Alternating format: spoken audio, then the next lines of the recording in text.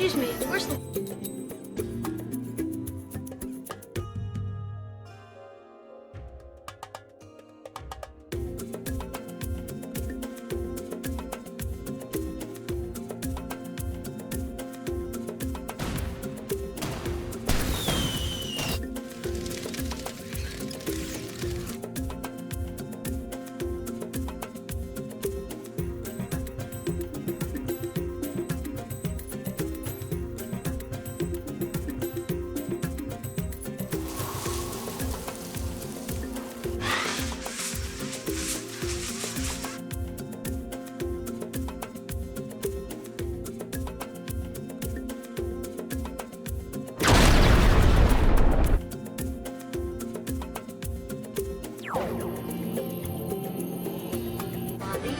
Down the hall and to the left. Thanks.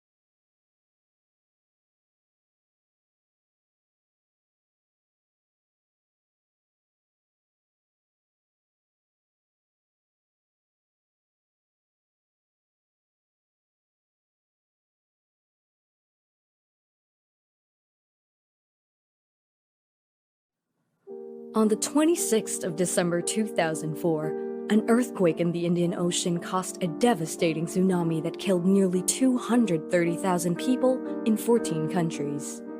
It remains one of the deadliest disasters in recent history. Many of these deaths could have been avoided if people had been made aware of the impending catastrophe. They would have had time to seek safety. However, no effective early warning system was in place. The scale of destruction pushed the international community to establish the Indian Ocean Tsunami Early Warning and Mitigation System. This international early warning mechanism uses sensors and related technology to detect tsunamis in advance and issue warnings to 25 countries in the Indian Ocean region. This permits timely evacuation in the coastal areas and island communities.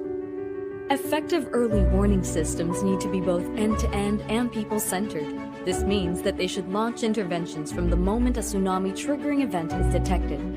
They should also focus on helping communities interpret and react to messages to evacuate. People-centered means designing early warning systems with the engagement of affected communities, taking the needs of the entire population into account, including those most vulnerable.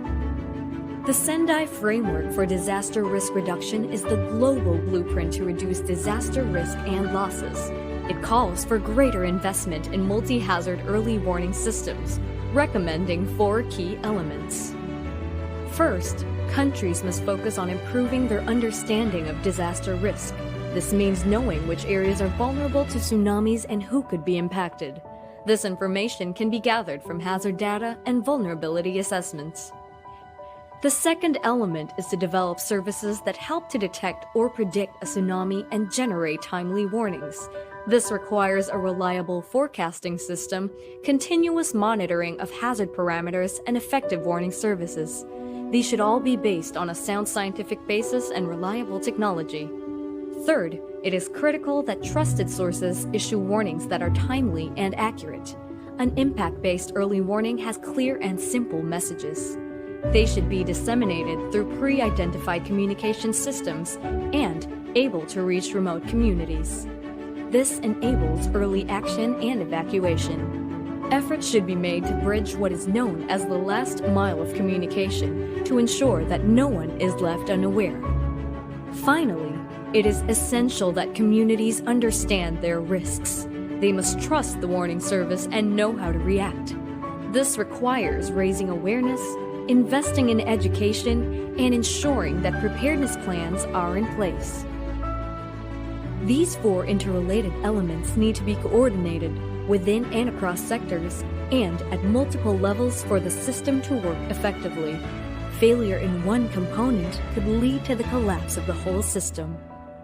The United Nations system collaborates and supports the strengthening of end-to-end, people-centered early warning systems.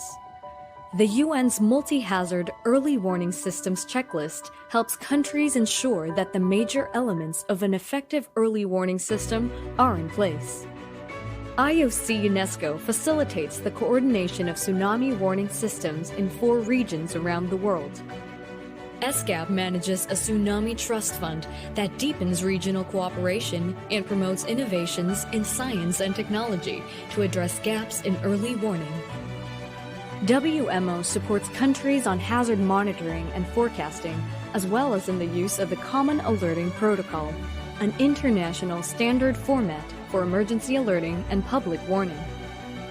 UNDP conducts tsunami education and school drills in 23 Asia-Pacific countries, helping school children and their communities respond to tsunami warnings. UNDRR monitors how countries are scaling up their multi-hazard early warning systems. Tsunamis might be rare, but when they do occur, they can be devastating. The tragedy of the 2004 Indian Ocean tsunami has left the world with lessons that should never be forgotten. Investing in end-to-end and people-centered early warning systems will save lives, protect livelihoods, and make certain that no one is left behind when tsunamis strike.